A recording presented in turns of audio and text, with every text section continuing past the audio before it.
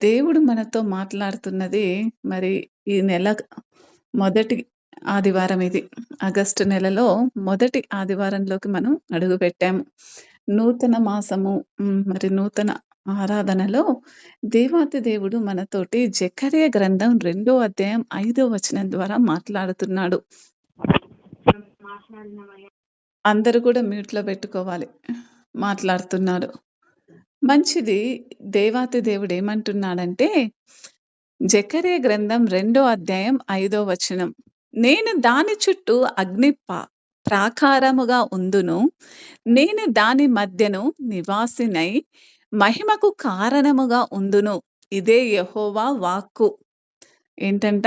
నేను దాని చుట్టూ అగ్ని ప్రాకారముగా ఉందును. నేను దాని మధ్యను నివాసినై మహిమకు కారణముగా ఉందును. ఇదే యెహోవా యొక్క వాక్కు. ఈ వాక్యం యెరూషలేము పునర్నిర్మాణం గురించి జెకర్యాకు దేవుడిచ్చిన వాగ్దానం ఇది. దేని గురించి అనంటే యెరూషలేము అనే పట్టణము నిర్మిస్తున్నప్పుడు మరి పాడైన ఆ పట్టణాన్ని మళ్ళీ నిర్మిస్తున్నప్పుడు జెకర్యా అనే ప్రవక్తకు దేవుడు ఇచ్చిన ఒక వాగ్దానం. దేవాతి దేవుడు ఏమంటున్నాడంటే నేను దాని చుట్టూ అగ్ని ప్రాకారముగా ఉందును. నేను దాని మధ్యను నివాసినై మహిమకు కారణముగా ఉందును అంటున్నాడు.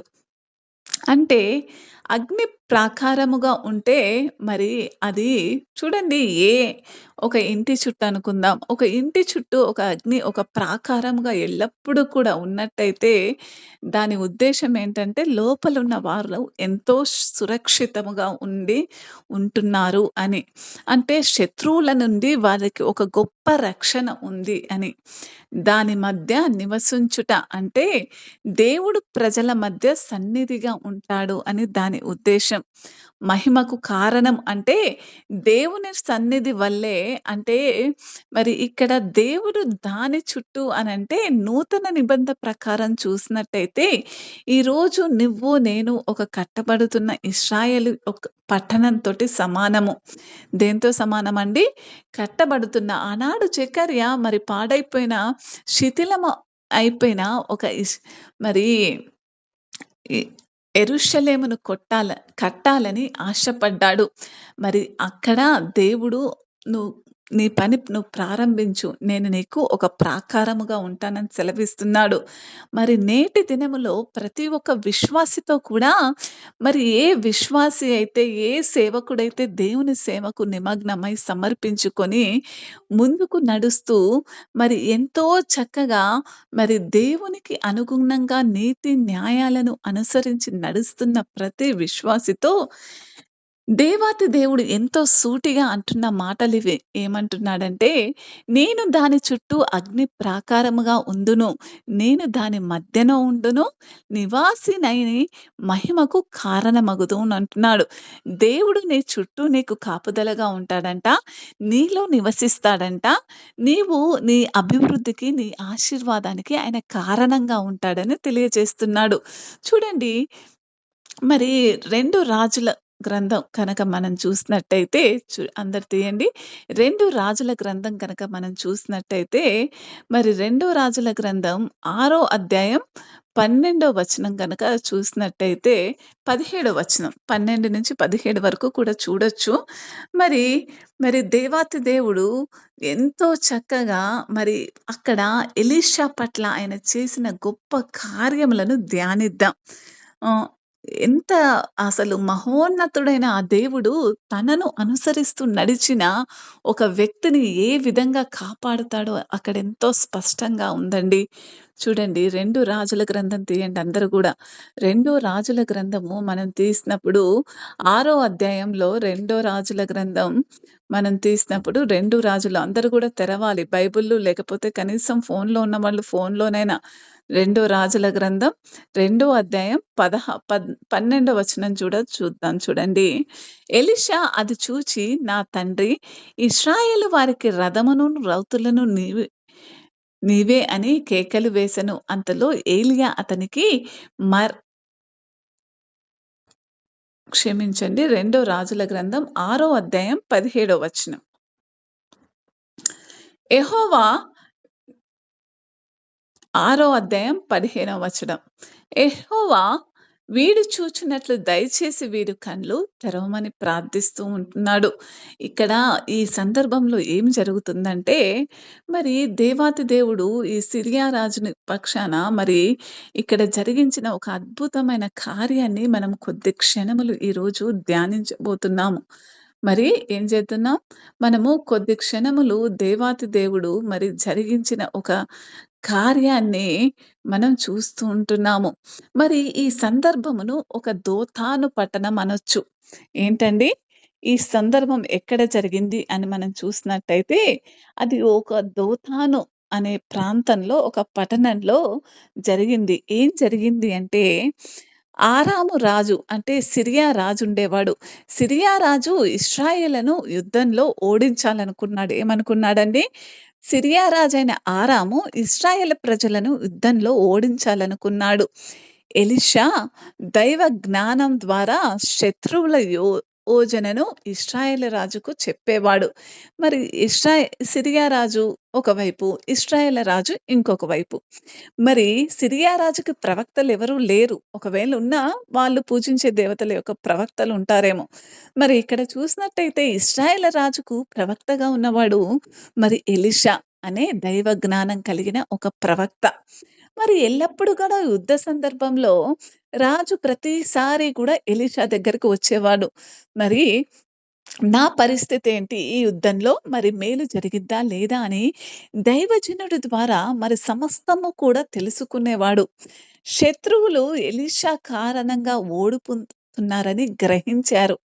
మరి శత్రువులందరూ కూడా ఎలీషా మర్మములు చెప్పుతున్నాడు. ఎలీషా ద్వారా మరి ఎలీషా ప్రార్థించడం వల్ల, ఎలీషా మరి వీళ్ళకి ముందే సమస్తము కూడా యుద్ధం ఏ విధంగో మరి బోధించడం వల్ల, ఏ విధంగా ఉంటే గెలుస్తారో చెప్పడం వల్ల మరి ప్రతిసారి కూడా ఇశ్రాయేలుకే విజయం జరుగుతుందని, విజయం కలుగుతుందని మరి శత్రు సైన్యం వాళ్ళు గ్రహించుకున్నాడు. అయితే అప్పుడేం జరుగుతుందంటే, ఆరాం రాజు తన సైన్యాన్ని ఎలీషాను పట్టుకోవడానికి పంపిస్తాడు. చాలా జాగ్రత్తగా వినండి. ఏం చేస్తాడంటే, ఆరాము రాజు తన సైన్యాన్ని ఎలీషాను పట్టుకోవడానికి పంపిస్తాడు. ఎలీషా సేవకుడు భయంతో తల్లడిల్లిపోతాడు. ఏం చేస్తాడండి? ఎలీషా సేవకుడు భయంతో తల్లడిల్లిపోతాడు. ప్రభువు ఇప్పుడు మనమందరం కూడా నాశనం అయిపోతాము అని మరి గట్టి గట్టిగా అరుస్తూ మరి ఏం చేయాలో తోచని పరిస్థితిలో ఉండిపోతాడు. అయితే అప్పుడు ఎలీషా ఏం చేస్తాడో చూడండి. వెంటనే మోకరిస్తాడు. ప్రార్థిస్తాడు. దేవా! నా సేవకుని ఆత్మీయ కళ్ళు తెరువుము అంటాడు. చిన్న మాట అంటాడండి. ఏమంటాడు? దేవా చూడండి 6 అధ్యాయం 17 వచనం గనక మనం చూసినట్టయితే, మరి ఎప్పుడైతే మరి ఆ సేవకుడు ఆ విధంగా బయలుపడుతూ ఉన్నప్పుడు, యెహోవా వీడు చూచినట్లు దయచేసి వీడు కండ్లను తెరువుము. మరి ఎలీషా ప్రార్థన చేయగా యెహోవా ఆ పని వాని కండ్లు తెరవజేసెను. కనుక వాడు ఎలీషా చుట్టూను, ఆ పర్వతము చుట్టూను అగ్ని గుర్రముల చేత, రథముల చేత నిండియుండుట చూసెను. ఏం చూసాడండి? ఎలీషా చుట్టూ కూడా మరియు ఎక్కడైతే ఏ ప్రాంతంలో అయితే వాళ్ళు నివసిస్తున్నారో, ఆ దాతాను ప్రాంతంలో ఉన్న కొండ చుట్టూ అంతా కూడా ఏం జరిగిందంటండి, మరి ఎలీషా చుట్టూన పర్వతమును అగ్ని గుర్రములను చేత, రథముల చేతను నిండియుండుట చూచెను అంటున్నాడు. ఆ దండువారు అతనిని సమీపించినప్పుడు ఎలీషా ఏమంటున్నాడంటే, ఈ జనులను అంధత్వముతో మెత్తుమని, మొత్తమని యెహోవాను వేడుకొనగా మరేమన్నాడు? వెంటనే ఆ దందువారు, అక్కడున్న దందువారందరూ కూడా అతన్ని సమీపించినప్పుడు, మరి తన శత్రు సైన్యం అంతా కూడా తనని సమీపిస్తున్నప్పుడు, ఎలీషా ఈ జనములు అంధత్వముతో మొత్తుమని యెహోవాను వేడుకొనగా, ఆయన ఎలీషా చేసిన ప్రార్థన చొప్పున వారిని అంధత్వముతో మొట్టివేశాడు. చూడండి దేవాతి దేవుడు ఆ విధంగా అతని కార్యము జరిగిస్తున్నాడండి. ఎవరి పక్షాన అనంటే చూడండి, ఎలీషా ఒక మాట ప్రార్థించాడు. ఆ ప్రార్థనలో ఏమని వేడుకున్నాడంటే, మరి తనకున్న ప్రతి విధమైన సమస్యను కూడా మరి ఇంకెక్కడో పెట్టలేదు గానీ, దేవాతి దేవుని యొక్క మరి సన్నిధికే తీసుకొచ్చాడు. సమస్య వచ్చినప్పుడు భయం కాకుండా ముందు ప్రార్థన గుర్తుకు రావాలి. విశ్వాస శక్తి ప్రార్థనలోనే ఉంటుందని మనం గ్రహించుకోవాలి. ప్రభువు అతనిని కంటిని తెరచును అంటున్నాడు. మనం చాలా సార్లు కన్నులతో కనిపించినది మాత్రమే చూస్తాము. ఆత్మీయ కళ్ళు తెరవకపోతే దేవుని రక్షణ శక్తి మనకి మాత్రము కూడా కనిపించదండి. చూడండి మీ కుటుంబంలోనే, మీ ఇంట్లోనే, మీ సందర్భంలోనే కొన్ని విషయాలు మీరు మరి ఎంత గ్రహింపుతో మాట్లాడాలి అనంటే, మరి అటువంటి గ్రహింపుతో సరిచేసేటప్పుడు సరిచేయాలి వాళ్ళని. మరి తొందరపడేటప్పుడు మీరు మరి నిదానించి తొందరపడుటలో నిదానించే వారిగా ఉండాలి. మరి ఎలీషా హ్మ్. ఈ యొక్క మరి అనుచరుడిని మనం చూసినట్టయితే, మరి అతను ఏం చేస్తాడు? భయపడిపోతాడు. మరి తన చుట్టూ ఉన్నది ఏదో గ్రహించుకోలేకపోతాడు. తానొక దైవ సేవకుడి యొక్క పరిచారకుడని గ్రహించుకోలేకపోతాడు. మనం కూడా అంతేనండి. మనం ఏం చేస్తూ ఉంటామంటే, మనం కొన్ని మాటలు ఒకళ్ళని అనేటప్పుడు మనము ఆయన చేత అభిషేకించబడిన వాళ్ళమని మర్చిపోతూ ఉంటాము. అభిషేకించబడిన దేవుడి చేత అభిషేకించబడిన నువ్వు, నేను ఏ విధమైన మాటలు మాట్లాడాలో తృణు మాత్రము కూడా మరి తెలివి లేకుండా, వివేచన లేకుండా కొన్ని పనులు జరిగిస్తూ ఉంటున్నాము. అయితే ప్రభువా అతని కంటిని తెరుచును అంటున్నాడు.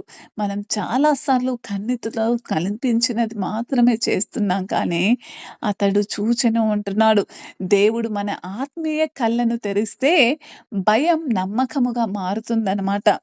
కానీ చాలా మందిని చూడండి దైవ సేవకులు అనేకులు దేవుని ఆత్మతో నడిచే వాళ్ళు కుటుంబంలో వచ్చిన పరిస్థితులను బట్టి వాళ్ళు ఏమి కింద మీద కారండి. కుటుంబంలో నుంచి వచ్చిన పరిస్థితులను బట్టి వాళ్ళు కుంగిపోరు.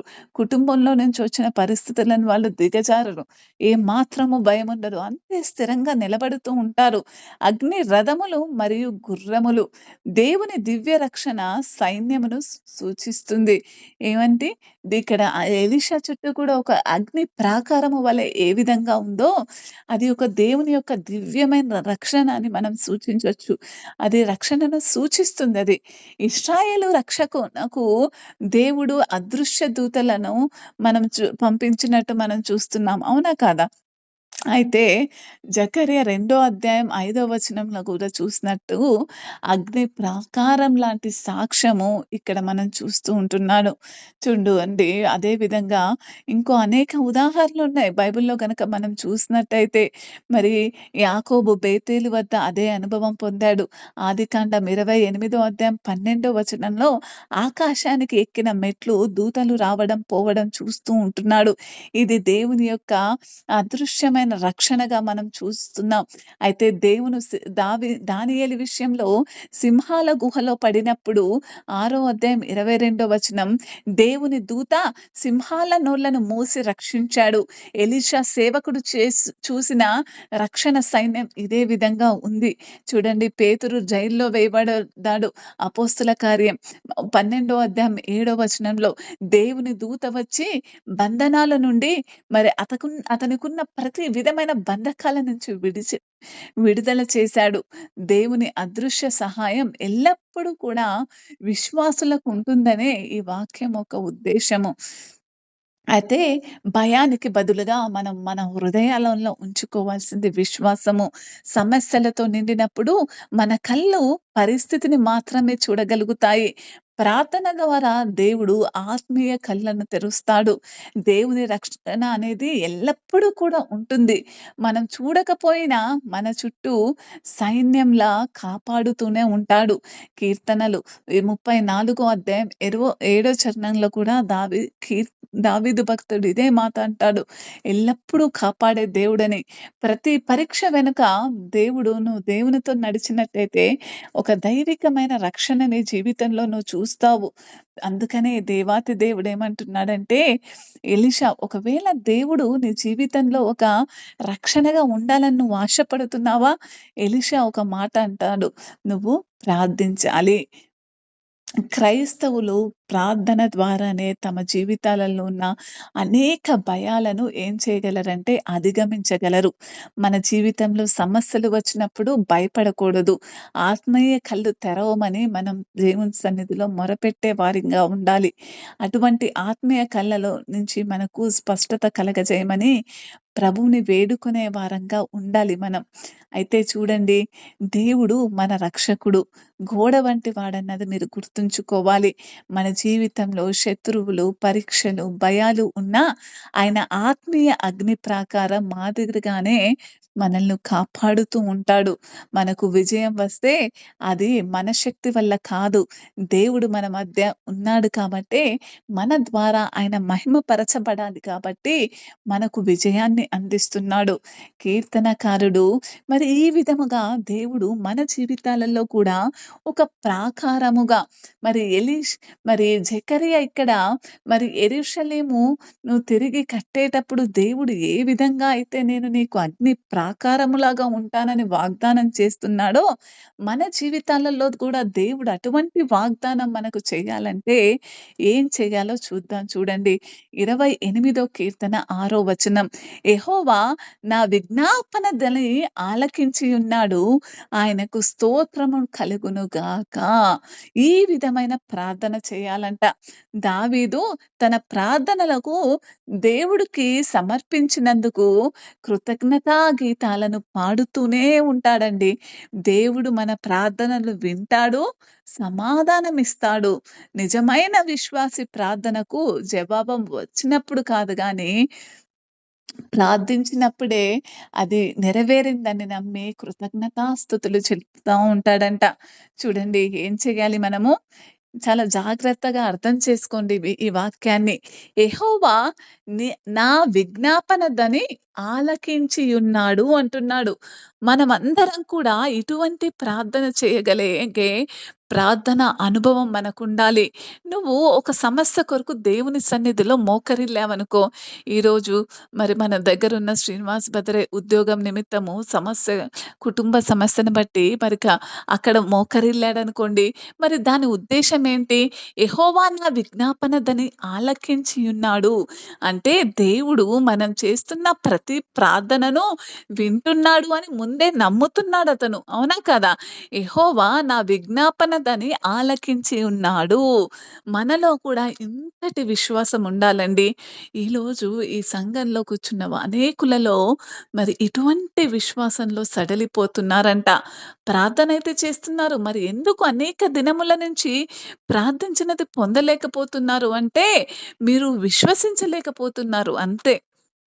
హన్నా చూడండి, సమూయేలు రాసిన మొదటి గ్రంథం 28 వచనాలు గనక చూసినట్టయితే, పిల్లల కోసం ఏడుస్తుంది. ఏడ్చి ప్రార్థించింది.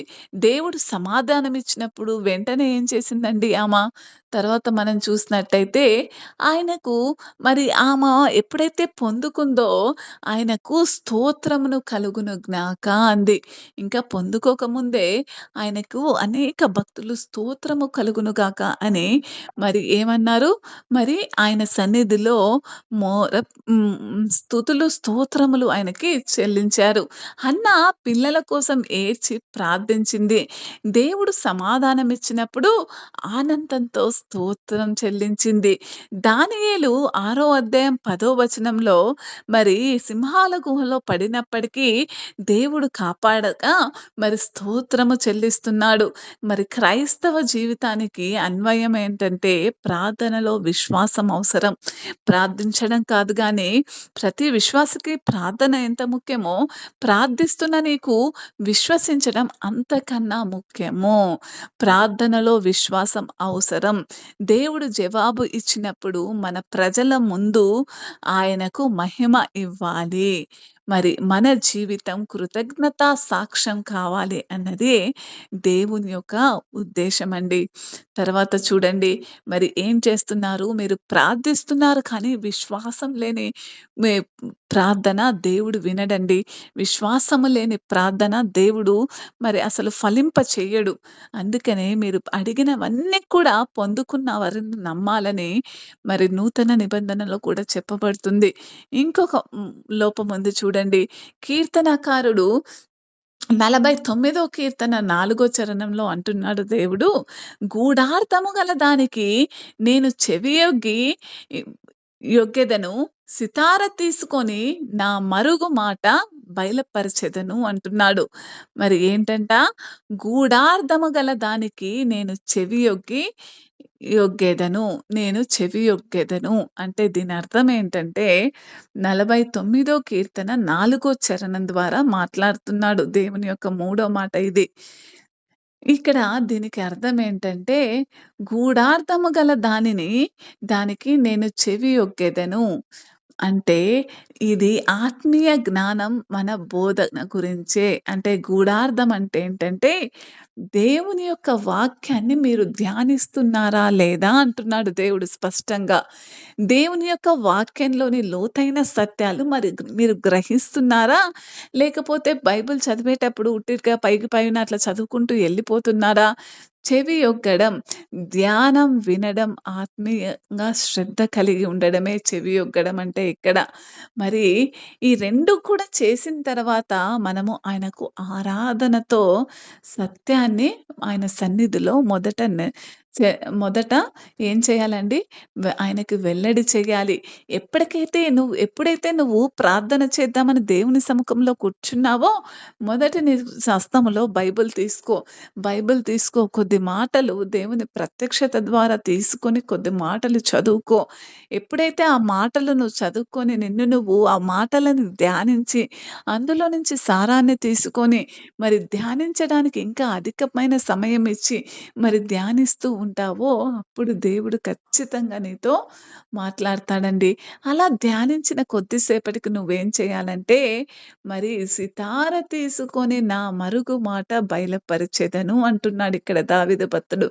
ఎప్పుడైతే మరి గూఢార్థమును తెలుసుకున్న తర్వాత, మనసు దేవుని యొక్క మాటల మీద పెట్టాక, మనసు దేవుని యొక్క చిత్తం మీద పెట్టాక, చాలా మంది నా దగ్గరకొస్తారు. అక్క నేను మరి కొద్ది క్షణములో ఒక 10 నిమిషాలు ప్రార్థించంగానే నాకొక గంట ప్రార్థన చేసిన ఫీలింగొస్తుందక్క. హ్మ్. అని. మరి దాని అర్థం ఏంటి? మరి దేవునితో చూడండి ఇష్టమైన వ్యక్తులతో మాట్లాడేటప్పుడు, సమయం గడిపేటప్పుడు ఎంత త్వరగా ఆ సమయం గడిచిపోయిందో తెలీదండి. అవునా కాదా? మరి దేవాతి దేవుడి సముఖంలో నీకొక 10 నిమిషములు ఒక గంటలాగా ఏ విధంగా అనిపిస్తుంది? ఎన్నో గంటలు కొద్ది నిమిషంలాగా అనిపించాలి. ఆయనతో సహవాసం నీకుంటే, ఆయనలో నువ్వు ధ్యానం కలిగి ఉంటే, ఆయనని నువ్వు ధ్యానిస్తూ ఉన్నట్టయితే చూడండి సొలొమోను రాజు మొదటి రాజుల గ్రంథం 4 అధ్యాయం 29-34 వచనాలు చూద్దాం. చూడండి సొలొమోను రాజు గురించి మరి మొదటి రాజులు 4 అధ్యాయం చూద్దాం. మొదటి రాజులు 4 అధ్యాయం 24-27 వరకు చూద్దామండి. మొదటి రాజుల గ్రంథం 29-34 వరకు చూద్దాం. మొదటి రాజుల గ్రంథం 4 అధ్యాయం 29-34 వరకు చూద్దాం. దేవుడు జ్ఞానమును, బుద్ధిని వర్ణింప శక్యము కాని వివేచన గల మనస్సును సొలొమోనుకు దయచేసెను. కనుక సొలొమోనుకు కలిగిన జ్ఞానము తూర్పు దేశస్థుల జ్ఞానముల కంటెను, ఐగుప్తుల జ్ఞానమంతటి కంటెను అధికమై ఉండెను. అతడు సమస్తమైన వారి కంటెను ఎజ్రాహీయుడైన ఏతాను కంటెను, మొహలో కుమారులైన హేమోను, కల్కోలు, దర్దా అను వారి కంటెను జ్ఞానవంతుడై ఉండెను గనక అతని కీర్తి చుట్టూనున్న జనములన్నిటిలోని వ్యాహితమాయెను. అతడు 3000 సామెతలు చెప్పెను, 1005 కీర్తనలు రచించెను. మరియు లెబానులో ఉండు దేవదారు వృక్షమునే గాని, గోడల నుండి మొలుచు హిస్సోపు మొక్కనే గాని చెట్లన్నిటిని గూర్చి అతడు వ్రాసెను. మరియు మృగములు, పక్షులు, ప్రాకు జంతువులు, జలచరములు అను వాటిని అన్నిటిని గూర్చి అతడు వ్రాసెను. అతని జ్ఞానపు మాటలు తెలుసుకొనుటకై అతని జ్ఞానమును గూర్చి వినిన భూపతులందరిలో నుండియు, జనులందరిలో నుండియు మనుష్యులు సొలొమోను నొద్దకు వచ్చిరి అంటున్నాడు. ఎవరికొచ్చారంట? చూడండి, ఒక మనిషి జ్ఞానవంతుడైతే మరి ఆ జ్ఞానము దేవుని దగ్గరికి చిన్నప్పుడు హ్మ్. దేవుడు ఆ జ్ఞానానికి ఇదెక్కడి నుంచొచ్చిందండి సొలొమోనుకి? దేవుడు అతనికి గూఢార్థ జ్ఞానాన్నిచ్చాడు. ఎందుకంటే చిన్న వయసులోనే ఎంతో యుక్తమైన జ్ఞానం కలిగిన వాడై ఉండి, మరి సామెతల ద్వారా దేవుణ్ణి మరి స్తుతించాడు. సామెతల ద్వారా మరి ఒక్కసారి మరి సొలొమోను రాసిన సామెతలు గాని, ప్రసంగి గ్రంథం గాని, మరి కొన్ని కీర్తనలు గాని మనం చూసినప్పుడు ఆయన జీవిత అనుభవం, ఆయన జ్ఞానము వేరే వాళ్ళందరూ అనుభవాలు రాసుండొచ్చండి. కానీ సామెతలలో మాత్రము ఆయన రాసిన మరి ఎన్నో మర్మములు, సత్యములను మనం గ్రహించగలుగుతాము. మరి చూడండి, అపోస్తుడైన పౌలు ఎఫెసీయులకు రాసిన పత్రిక 3 అధ్యాయం 3:6లో పౌలు దేవుని రహస్య సువార్తను మనకు బోధిస్తాడు. అవునా కాదా? మనము వాక్యాన్ని లోతుగా ధ్యానించాలని చెప్తాడక్కడ. చూడండి, ఎఫెసీయులకు రాసిన పత్రిక 3 అధ్యాయం చూద్దాం ఒక్కసారి చూడండి. ఎఫెసీయులకు రాసిన పత్రిక ఎఫెసీయులకు రాసిన పత్రిక 3 అధ్యాయము 3-6 వచనాలు కనుక మనం చూసినట్టయితే, దేవాతి దేవుడు పౌలు భక్తుల ద్వారా మరి ఎంతో చక్కగా, ఎంతో స్పష్టంగా ఏమని తెలియజేస్తున్నాడో చూడండి. తీశారా అందరూ? ఎఫెసీయులకు రాసిన పత్రిక 3 అధ్యాయం 3-6 వచనాలు. ఎఫెసీయులకు రాసిన పత్రిక 3 అధ్యాయం 3-6 వచనాలు. ఎట్లనగా క్రీస్తు మర్మము దేవదర్శనము వలన నాకు తెలియపరచబడినందున, మరి సంగతిని గూర్చి మునుపు సంక్షేమముగా వ్రాసితిని. మీరు దానిని చదవవలనని ఎడల, దానిని బట్టి ఆ క్రీస్తు మర్మమును గూర్చి నాకు కలిగిన జ్ఞానము గ్రహించగలరు. ఈ మర్మం ఇప్పుడు ఆత్మ మూలముగా దేవుని పరిశుద్ధులకు అపోస్తలుకును, ప్రవక్తలకును బయలుపరచబడి ఉన్నట్టుగా పూర్వకాలమునందు మనుష్యులకు తెలియపరచబడలేదు అంటున్నాడు. మరి అట్టి గొప్ప జ్ఞానమును ఈ మర్మమేదనగా, అన్ని జనులు స్వార్థ వలన క్రీస్తు యేసునందు యూదులతో పాటు సమాన వారసులను, ఒక శరీరమందలి సాటి అవయవములను వాగ్దానములో పాలివారై ఉన్నారను అనిదే. మరి ఈ వాగ్దానంలో ఏమని దేవుడు సెలవిస్తున్నాడంటే, మరి అంతటి జ్ఞానము పౌలు భక్తుడికి ఎక్కడి నుంచొచ్చిందండి? కేవలము దేవుడు అనుగ్రహించినప్పుడే ఆ వాక్యం యొక్క లోతు. దాన్ని ధ్యానించినప్పుడు మనం వాక్య సత్యాల మీద ఆధారపడి ఉండాలి గానీ, మన నోటి నుంచొచ్చే స్వరాల మీద ఆధారపడి ఉండకూడదు. మంచి పాట మీద ఆధారపడి ఉండకూడదు. వాక్యం యొక్క సత్యాలు తెలుసుకొని, వాక్యాన్ని ధ్యానించి, వాక్యం ఏ విధంగా నిన్ను హెచ్చరిస్తుందో సరిచేసుకొని, నువ్వెప్పుడైతే ఆ వాక్యానికి అంతుకట్టబడినట్టుగా నువ్వు జీవిస్తూ ఉంటావో, అప్పుడు దేవునికి నీ జీవితమే ఒక ఆరాధనగా మారిద్ది. ఈరోజు సంఘాలలో ఉండవలసింది మరి ఇటువంటి ఆరాధనండి. ఏదో మంచి పాటలతో, మంచి మ్యూజిక్ సిస్టమ్‌తో మరి 4 పాటలు పాడి ఆయన నామాన్ని ఘనపరచడం కాదు గానీ, అది కూడా ముఖ్యమే. కానీ అంతకన్నా దేవుణ్ణి మన జీవితాల ద్వారా ఆరాధించాలి. అది కేవలము ఎప్పుడు సాధ్యపడుద్దంటే, అది ఎప్పుడు మన జీవితాలలో సార్థకమవుద్దంటే, నువ్వు దేవుని యొక్క మర్మములను తెలుసుకోవాలి.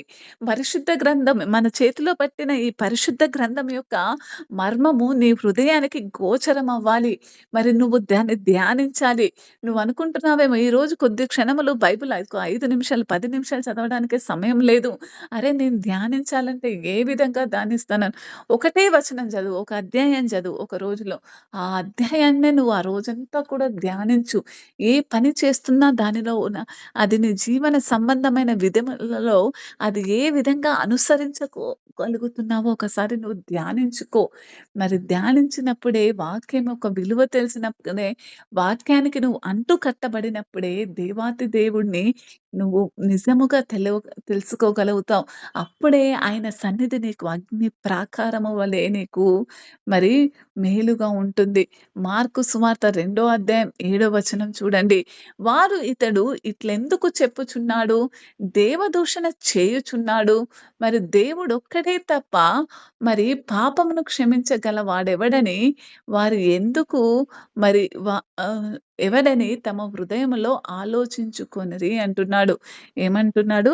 మరి దేవుడొక్కడే తప్ప మరి ఇంకా ఎవరు అని తప్ప అసలు పాపములు క్షమించబడ్డాయని అసలు ఒక మానవుడు ఏ విధంగా తెలియజేస్తున్నాడు అని మార్కు సువార్త 2 అధ్యాయం 7 వచనం ద్వారా మళ్ళీ మాట్లాడుతున్నాడు. మీరందరూ అనుకోవచ్చు, ఏంటి మరి ఈ విధంగా ధ్యానించాలి, ఈ విధంగా దేవునితో సహవాసం ఉండాలి, యెహోవా నా విజ్ఞాపన ధ్వని ఏ విధంగా ప్రార్థన చేయాలో ఇంతకుముందు చూసాము. మరి ఈ విధంగా చేస్తున్నాము గానీ మరి ఎందుకు ఆయననేనా దేవుడు అని ఇంకా కొందరికి హృదయాలలో సందేహం ఉందే ఉందంట. ఎందుకు మరి దేవుడైతేనే కదా ఆ విధంగా చెప్పేది. ఈయనకంతటి అధికారం ఏ విధంగా వచ్చింది అని మీరు హ్మ్. అక్కడున్న సందర్భముని బట్టి ఇక్కడ ఉన్న మనుషులకు కూడా అదే సందేహం వచ్చిందంట. చూడండి, వారు తమ హృదయాలలో ఆలోచించుకొనిరి అంటున్నాడు. ఇతడు ఇట్లెందుకు చెబుతున్నాడు? ఈ సంఘటన ఏ స్థలంలో జరిగిందంటే, కెపెర్నహూము అనే సందర్భంలో అనే స్థలంలో యేసు ఒక ఇంటిలో బోధిస్తూ ఉంటాడండి. ఎక్కడ బోధిస్తున్నాడు ప్రభు? కెపెర్నహూమ్ అనే ఒక స్థలంలో ఒక ఇంటిలో బోధిస్తూ ఉన్నాడు. యేసు పేరు అప్పటికే ప్రసిద్ధి చెందిపోయింది. ఇంటిలో చాలా జనసమూహం ఉంది. లోపలికి ప్రవేశించడానికి అసలు చోటు లేనే లేదు. ఏంటండి ఉందా ప్లేసు? లోపలికి మరి ప్రవేశించడానికి అసలు చోటు లేనే లేదు. అయితే మరి 4 మన్ నలుగురైన ఒక నలుగురు ఒక ఒక స్నేహితులు ఒక కుంటి మనిషిని మోసుకొని వస్తారు. నలుగురు స్నేహితులు ఎవరిని తీసుకొస్తారంటే, ఒక కుంటి మనిషిని మోసుకొని వస్తారు. వారు దగ్గరికి వస్తారు కానీ, ప్రజలు రద్దీ వల్ల మరి ప్రజలు చాలా మంది కిక్కిరిసిపోద్ది. మరి ప్రభు వచ్చాడని. ఆ రోజుల్లోనే గాదు, ఈ రోజుల్లో కూడా ఎవరన్నా మరి అటువంటి వారి వైపు మరి వచ్చినప్పుడు అనేక జనసమూహం కూడి ఉండటం మనం చూస్తూ ఉంటాము. ఆ విధంగా ఇక్కడ ఏం జరుగుతుందా చూద్దామా అన్న ఆతృత కలిగి అనేకులు వస్తూ ఉంటున్నారు. వారు తలుపు దగ్గరికి వచ్చారు. కానీ ప్రజల యొక్క రద్దీతోటి ఆ లోపలికి ప్రవేశించలేకపోతారు. ఈ నలుగురి యొక్క నమ్మకము, పట్టుదల ఏమిటంటే, ఆ కుంటి వారిని మోసుకొచ్చిన వారి యొక్క పట్టుదల చూడండి. వారి యొక్క విశ్వాసం చూడండి. కేవలం యేసు వద్దకు చేరితేనే స్వస్థత వస్తుందని ఆ నలుగురు నమ్మారు. వారితోటి ఉన్న ఆ కుంటి వారిని నమ్మించారు. అప్పుడు అద్భుతం జరిగింది. వారు ఏ విధంగా చేరాలో తెలియలేదు. మరి ఆలోచనకర్త అయిన దేవుడు వారికొక మరి చక్కటి మరి ఏమిస్తాడండి? జ్ఞానాన్ని ఇచ్చిన దేవుడు. ఇంతకుముందు మనం చూసినట్టు ఆ జ్ఞానం మీద వారు ఆధారపడి వారు ఇంటి పైకప్పుకెక్కుతారు. ఇంటి మీదకెక్కేస్తారంట. పైకప్పును తీయడం ప్రారంభిస్తాడు. పైకప్పుల్ని మొత్తం పెంకులు గదా! అప్పుడు అన్నీ కూడా తీసివేసేస్తారు. కుంటి మనిషిని తాడుతో యేసు ముందరికి మెల్లగా మంచాన్ని కట్టి మంచం మీద అతన్ని పడుకోబెట్టి మరి ఆ విధంగా దింపుతూ ఉంటారు. అందరూ కూడా ఆశ్చర్యంతో చూస్తారనమాట. మరియు యేసు యొక్క ప్రతిస్పందన ఏ విధంగా ఉంటదో ఒక్క క్షణం ఆలోచించండి. అసలు వారి విశ్వాసం ఎంత గొప్పది అనంటే, ప్రభువుని చేరితే చాలు స్వస్థపడతాడని నమ్మాడండి. అతనితో ఉన్న స్నేహితులు. అవునా కాదా? ఈ విషయంలో మనం చూసినట్టయితే, మనము ఎంత అవిశ్వాసంలో జీవిస్తున్నామో ఒకసారి ఆలోచించండి. మరి ఇక్కడ కూర్చున్న అనేకులలో అటువంటి విశ్వాసాన్ని నేను చూడలేకపోతున్నాను. ముందుగా అతనితో ఇలా అంటాడు. బిన్ త నాయనా నీ పాపములు క్షమించబడ్డాయి అని. ఇక్కడ ఒక ఆధ్యాత్మికమైన అర్థం ఉంటుంది చూడండి. యేసు మొదట మనసును స్వస్థపరుస్తున్నాడు. ఏమంటున్నాడండి? ఇక్కడ ఆ మనిషితోటి ప్రభు ఏమన్నాడు? వారు ప్రభు ఏం చేశాడసలు? మరి ఒక మాట అంటున్నాడు. "నీ పాపములు క్షమించబడ్డాయి" అని అతనిలో ఒక నెమ్మదిని, అతనిలో ఒక ఆత్మీయ స్వస్థతను, మనస్సును స్వస్థపరుస్తున్నాడు. తర్వాతే శరీరానికొస్తాడు. పాపం మన జీవితంలోకి మూల సమస్యని మనం గ్రహించుకోవాలండి. ఈరోజు నీ శరీరంలో ఉన్న ఒక అనారోగ్యం కావచ్చు, ఈరోజు నీ ఇంట్లో ఉన్న ఒక ఇబ్బందులు కావచ్చు, అది కేవలము నీలో ఉన్న పాపము వల్లనే అని నువ్వు గ్రహించుకోవాలి. మరి అక్కడున్న పరిసయ్యులు మరియు శాస్త్రులు దాని చుట్టూ కూడా మరి హ్మ్. ఒకళ్ళు మేలు చేస్తున్నారంటే, ఆ చుట్టూ దానికి వ్యతిరేక గా ఉండే వ్యక్తులు కూడా ఉంటారు గదా! మరి అటువంటి వారు మరియు శాస్త్రులలో ఒక ఆలోచన మొదలైంది. వారు తమ మనస్సులో ఇలా అనుకుంటున్నాడు. ఇతడు దేవుణ్ణి దూషిస్తున్నాడు అంటున్నాడు.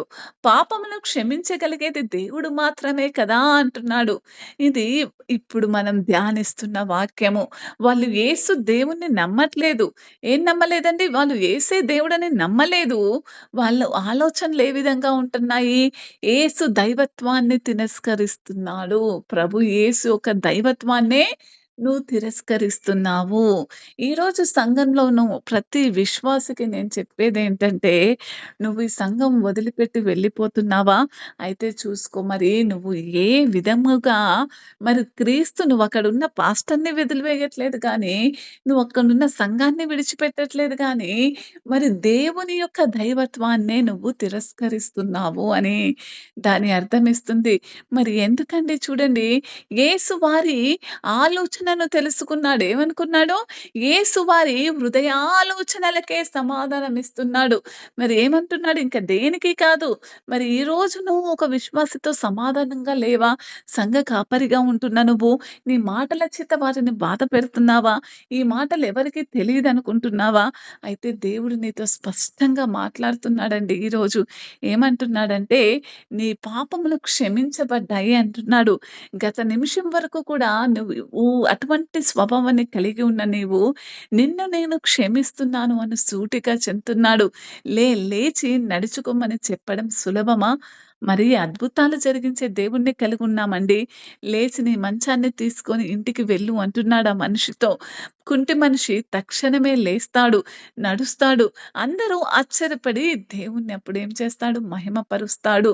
అయితే యేసు పాపములను క్షమించే అధికారం ఉన్న దేవుడని నిరూపించబడ్డాడు. మరి శరీర స్వస్థత కన్నా మన హృదయాలలో ఉన్న ఆత్మీయ స్వస్థతే ముఖ్యమండి. ఈరోజు నీ శరీరంలో ఒక ఇబ్బంది ఉంటంటే అది ఖచ్చితంగా ఆత్మీయంగా ఉన్న మరి ఇబ్బందే. నీ ఆత్మీయ పరిస్థితి సరిగ్గా లేకపోతే నీ శరీరంలో దేవుడు ఒక ముల్లు పెడతాడు. విశ్వాసం ఉన్నవారు ఏ అడ్డంకినైనా తొలగించుకోగలరు, దాటగలుగుతాడు. దేవుడు మన హృదయ ఆలోచనలను ఖచ్చితంగా నువ్వు ఒకరి గురించి మంచిగా ఆలోచిస్తున్నావా? ఒకళ్ళని హెచ్చరిస్తున్నావా? ఒకళ్ళని సరిచేస్తున్నావా? ఒకళ్ళని ద్వేషిస్తున్నావా? ఒకళ్ళని ప్రేమిస్తున్నావా? నీ హృదయం ఏ విధంగా ఉందో దేవుని దగ్గర మంచి ఒక హ్మ్. భూతద్దం ఉంటదండి. మనం చిన్నగా ఆలోచించినా చాలు అది దేవునికి చాలా పెద్దగా కనిపిస్తూ ఉంటుంది. క్రైస్తవ జీవిత సత్యం ఏంటంటే, మన జీవితంలో ఉన్న పాప బంధనాలను మరి కుంటితనం నుండి యేసు మాత్రమే విముక్తి కలిగించనన్నదే సత్యము. మన విశ్వాసం అడ్డంకులను దాటించగల శక్తి అవుతుంది అంటున్నాడు. మన పాపములు క్షమించబడినప్పుడు మన ఆత్మ నిజమైన స్వస్థత పొందుతుందంటున్నాడు. అవునా కాదా? ఎప్పుడైతే మన పాపములు క్షమించబడతాయో, నువ్వు మరి దేవుని సన్నిధిలో ఒక తప్పు చేసి కూడా అది తప్పు కాదని మరి ఎంతో దృఢత్వంగా ఉంటున్నావేమో. ఆయన సముఖంలో నువ్వు ఒక తప్పు చేసి కూడా ఇది తప్పు కాదని నిన్ను నువ్వు సమర్థించుకుంటున్నావేమో. అయితే జాగ్రత్త, దేవాతి దేవుడు నీతోటే మాట్లాడుతున్నాడు. ఏమంటున్నాడంటే, మరి నీ పాపములు క్షమించగల ప్రేమ నా దగ్గరుంది. కానీ నా దగ్గరికి రాగల విశ్వాసం నీ దగ్గరుందా? నిన్ను పరీక్షించుకోమంటున్నాడు. ఏమంటున్నాడు? నీ పాపములను నువ్వెంతటి కఠినమైన పాపమును చేసినా దాన్ని ఒప్పుకో. నేను క్షమించగల ప్రేమ నా దగ్గరుంది గానీ, మరి నా దగ్గరికి రాగల విశ్వాసము, నా దగ్గరికి రాగల తగ్గింపు, నా సన్నిధికి చేరగల మరి వినయము, నా సన్నిధికి చేరగల మనస్సు నీకుందా లేదా అని మరి నిన్ను ఒకసారి పరీక్షించుకోమంటున్నాడు. నాకు చాలా సార్లు అనిపిస్తదండి. చొప్పదంలో అనేకులు మరి యవ్వనస్తులైన బిడ్డలు కావచ్చు, పరిచర్యకనొచ్చేవాళ్ళు మరి చాలా కొద్ది మందే స్థిరంగా ఉండి పరిచర్య చేయగలుగుతారక్కడ. మరి కొందరు అక్కడ ఉండడానికి ఇష్టపడరు. కొందరు అధికారానికి లోబడడానికి ఇష్టపడరు. నాకనిపిస్తది అయ్యగారు గూడా అనేక సార్లంటారు. ఎవరైనా చొప్పదండి చర్చ్‌లో ఉండి కొద్ది రోజులు పరిచర్యకని ఉండి వెళ్ళినట్టయితే, వారు ఈ లోకంలో ఇంకెక్కడైనా విజయం సాధిస్తారంటారు. ఇంకెక్కడికెళ్ళినా మరి మరి అది ఒక చిన్నపాటి మరి ఏ విధమైనదంటే ట్రైనింగ్ సెంటర్ లాంటిది. దేవుని సన్నిధిలో నువ్వు నిన్ను నువ్వు ఎన్ని తగ్గించుకోవాలి, నిన్ను నువ్వు ఏ విధంగా ఆయన సన్నిధికి సమర్పించుకోవాలి అనేది మరి దేవాతి దేవుడు ఎంతో స్పష్టంగా ఆయన ఆత్మను పెట్టి నడిపిస్తున్నాడక్కడ. చూడండి మరి అందుకే దేవాతి దేవుడు అంటున్నాడు, "నువ్వు చేసిన పాపము క్షమించగల ప్రేమ నా దగ్గరుంది. కానీ నా దగ్గరికి రాగల మనస్సు నీకుందా?" అంటున్నాడు. ఆ మాట అంటున్నాడు చూడండి. కొరింథీయులకు రాసిన రెండో పత్రిక 4 అధ్యాయం 12 వచనంలో, "కావున మాలో మరణమును మీలో జీవమును కార్యసాధకమవుచున్నాయి." కొరింథీయులకు రాసిన రెండో పత్రిక రాసుకునే వాళ్ళు రాసుకోండి. కొరింథీయులకు రాసిన రెండో పత్రిక, కొరింథీయులకు రాసిన రెండో పత్రిక 4 అధ్యాయం 12 వచనం. కొరింథీయులకు రాసిన రెండో పత్రిక 4 అధ్యాయం 12 వచనం గనక మనం చూసినట్టయితే, కొరింథీయులకు రాసిన రెండో పత్రిక 4 అధ్యాయం 12 వచనం చూసినట్టయితే, "కావున మీలో మాలో మరణమును, మీలో జీవమును కార్యసాధకమగుచున్నవి" అంటున్నావు. ఏమంటున్నాడిక్కడ పౌలు భక్తుడు, చాలా జాగ్రత్తగా ధ్యానించండి ఈ మాట. కావున మాలో మరణమును అంటే పౌలు భక్తుడు రాస్తున్నాడు కాబట్టి, ఇక్కడ తన సేవకులందరికీ కూడా తను తెలియచేస్తున్నాడు. సేవకులమైన మనలో మరణమును, మరి మీలో జీవమును, మరి విశ్వాసులైన వాళ్ళలో జీవమును. ఏముండాలండి? ఒక వ్యక్తి సంఘానికి కావాల్సినవి 2. ఒక విశ్వాసి, ఒక సేవకుడు. అవునా కాదా? సంఘము అనాది కాలంలో చూసుకున్నట్టయితే మరి సంఘాన్ని ఈ లోకంలో సంఘాల్ని మరి సృష్టించిన నాటి నుంచి కూడా ఒక సంఘ కాపరి, మరి విశ్వాసులు. కావున ఆ స హ్మ్. ఒక సంఘ కాపరిలో ఉండవలసింది ఏంటంటే మరణము. మరి అదే మరి మనుషులలో ఉండవలసిందేంటంటే, విశ్వాసులో మనం అందించగలిసిందేంటంటే జీవము. మరి అపోస్తులు అయిన వీళ్ళు అనేక పరీక్షలకు, అనేక హింసలకు, మరణములకు వాళ్ళేమయ్యారండి? మరి వాళ్ళు పాత్రులయ్యారు. అవునా కాదా? అపోస్తులైన వీళ్ళు అనేక సార్లు, అనేక పరీక్షలకు లోబడుతున్నట్టు మనము అనేక మార్లు హ్మ్, వాక్యాన్ని గూడా మరి వింటూ ఉంటున్నాము. అపోస్తులైన వాళ్ళు అనేక సందర్భాలలో పౌలు భక్తుడినైతే జైలులో పౌలు, సీలలను మరి వేసి కొరడాలతో కొట్టడము, పౌలు అనేక మార్లు బందీగా మరి జైల్లో వేయబడ్డాడు. రాళ్ళ చేత కొట్టబడ్డాడు.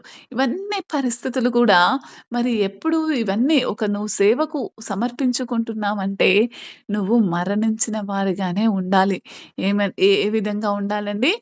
సేవకు సమర్పించుకున్న ఒక వ్యక్తి జీవితం ఏ విధంగా ఉండాలి అనంటే, ఖచ్చితంగా నువ్వు మరి ఏ విధంగా ఉండాలి? మరి మరణానికి నీవు మరి అన్ని విధాలుగా నువ్వు మరి నీ అంటే శిరసాహవిస్తారంటారు గదా!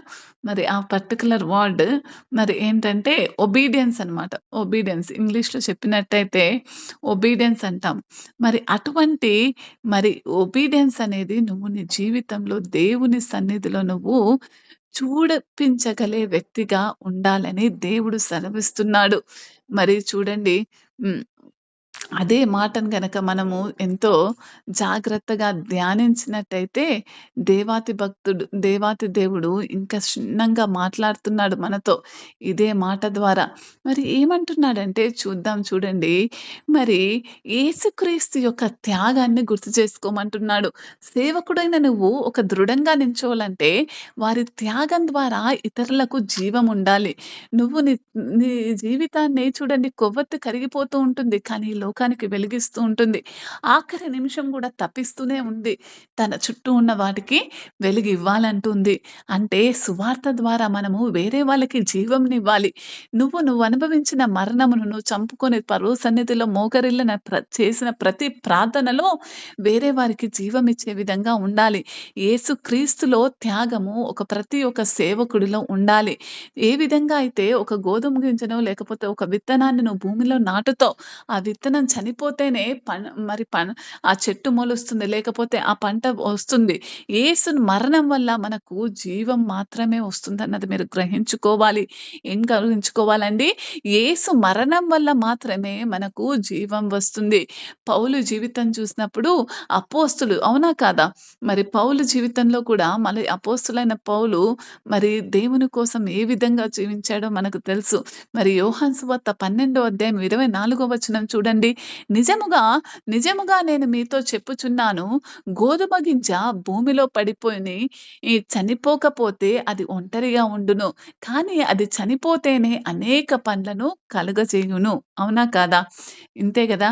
ఇది ఒక క్రైస్తవుడి యొక్క జీవితాన్ని సూచిస్తుందండి. మరి గ్రీకు దేశస్థులు యేసును చూడాలని కోరుకున్నప్పుడు, యేసు తన శిలువ మరణం మరియు దాని ఫలితం గురించి బోధిస్తూ ఉంటాడు. ఆ సందర్భంలో చెప్పబడుతుంది ఈ మాట. గోధుమ గింజ ఉదాహరణ ద్వారా చెప్పి తన త్యాగము, మరణము ఏ విధంగా ప్రపంచానికి జీవనమైతుందో వివరిస్తున్నాడు. వాక్యంలో లోతైన అర్థం మనం చూసినట్టయితే, గోధుమ గింజ ఎప్పుడైతే భూమిలో పాతి పెడకపోతే అది విత్తనంగానే ఉండి కొద్ది రోజులకి ఎండిపోతుంది. మరి అది స్వార్థ జీవితాన్ని సూచిస్తుంది. ఏ విశ్వాసి అయితే గోధుమ గింజ ప్రతి ఒక్క విశ్వాసి కూడా గోధుమ గింజే.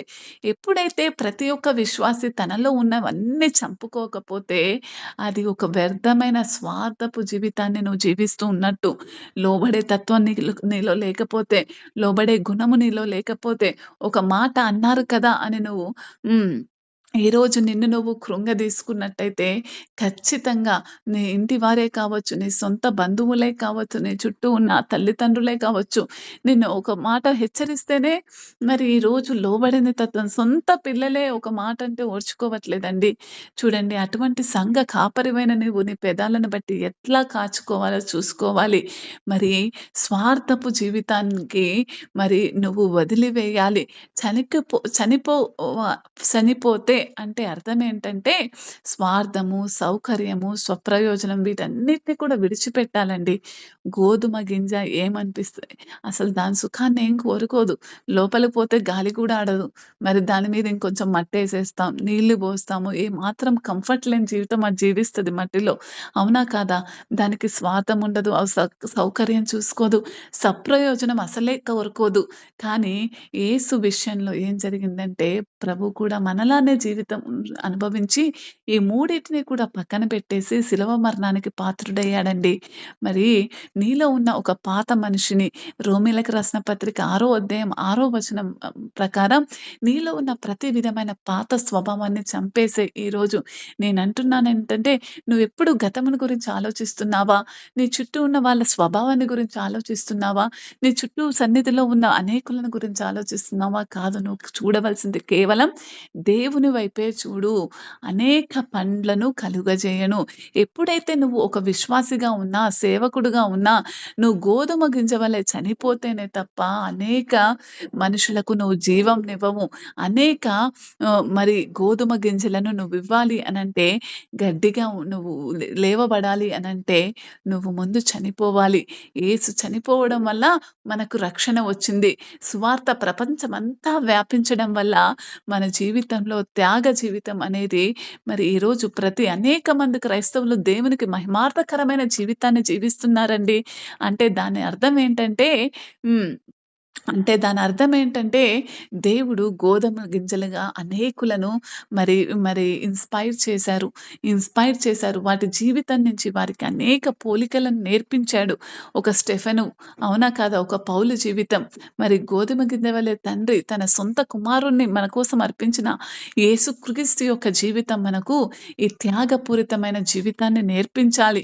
ఈరోజు క్రైస్తవుడిగా ఉంటున్న నువ్వు సంఘ కాపరి, విశ్వాసి ఇంకా అనేక స్థానాల్లో పరిచర్యలో లోకంలో ఉంటున్న అనేకులు ఉపదేశకులు కావచ్చు, మరి వాక్యానికి అర్థం చెప్పే ప్రవక్తలు కావచ్చు, దర్శనాలు చెప్పే ప్రవక్తలు కావచ్చు, వీళ్ళందరిని బట్టి నేను మాట్లాడుతున్నది ఒక్కటే ఏంటంటే, ఈరోజు నువ్వు చనిపోవడానికి సిద్ధంగా ఉన్నావా? నీ పాత జీవితం, పాత స్వభావాన్ని నువ్వు విడిచిపెట్టడానికి నీలో నువ్వు మరి ఆ పాత స్వభావాన్ని జ్ఞాపకం చేసుకుంటున్నావా? దాన్నే అంటికట్టి పెట్టుకుంటున్నావా? కనీసం నేటి నుంచైనా నువ్వు మారాలనే నేను కోరుకుంటున్నాను. నేటి నుంచి నీలో నూతనమైన స్వభావం రావాలి. నేటి నుంచి నీలో కొత్త ఆధ్యాత్మిక జీవితం రావాలి. చూడండి, దేవుడు మన చుట్టూ ఒక రక్షణ గోడనిచ్చాడు. అవునా కాదా? ఈరోజు ఈ సంఘంలో కూడుకున్న ప్రతి బిడ్డకు, ఆన్‌లైన్‌లో ఉన్న ప్రతి బిడ్డతో నేను మాట్లాడుతున్నదేంటంటే, దేవుడు ఒక ప్రాకారమును మన చుట్టూ, ఒక అగ్ని ప్రాకారమును కట్టి, మనతో జీవించి, మనల్ని మహిమపరచాలని ఆలోచిస్తున్నాడండి. అయితే ఆ విధంగా జరిగించాలా, జరిగించొద్దా అన్నది నీ చేతుల్లో ఉంది. ప్రార్థన వింటాడు. అయితే ఏ విధంగా ఉండాలి? ధ్యానపూర్వకమైన ప్రార్థన ఉండాలి. గూఢార్థాలను ధ్యానించే ప్రార్థన. కీర్తనకారుడు 49 అధ్యాయం 4 వచనంలో చెప్పినట్టుగా ప్రతి వాక్యమును ధ్యానిస్తున్నావా లేదా? మరి ప్రార్థన వింటున్నావా లేదా అన్నది, నువ్వు ప్రార్థిస్తున్నప్పుడు నువ్వు ప్రార్థించేయి పొందుకుంటున్నావా లేదా అని ధ్యానిస్తున్నావా లేదా?